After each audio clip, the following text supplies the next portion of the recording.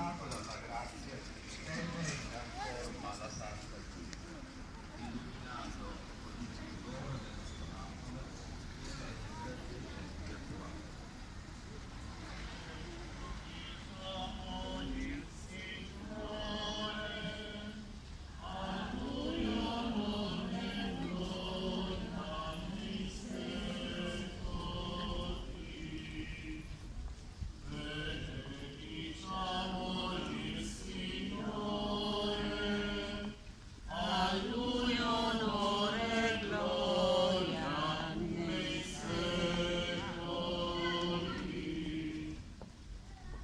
Lottò con tenacia contro il mondo, contro la carne e il demonio, camminando nell'odore di santità dell'Altissimo. Attrasse dietro a sé una gran folla di fedeli dell'uno e dell'altro sesso, e come diffusa sulla faccia della terra la professione religiosa che lui generasse,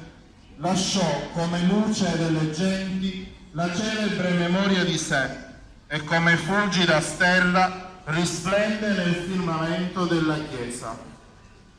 Benediciamo il Signore, a Lui onore e gloria nei secoli. Benediciamo il Signore, a Lui onore e gloria nei secoli.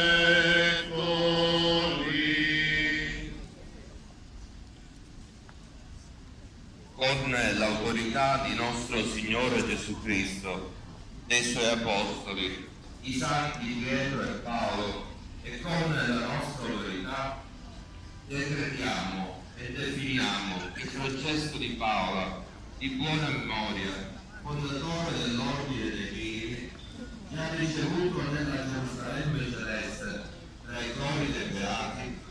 e premiato con la gloria eterna, deve essere iscritto nel catalogo dei santi professori,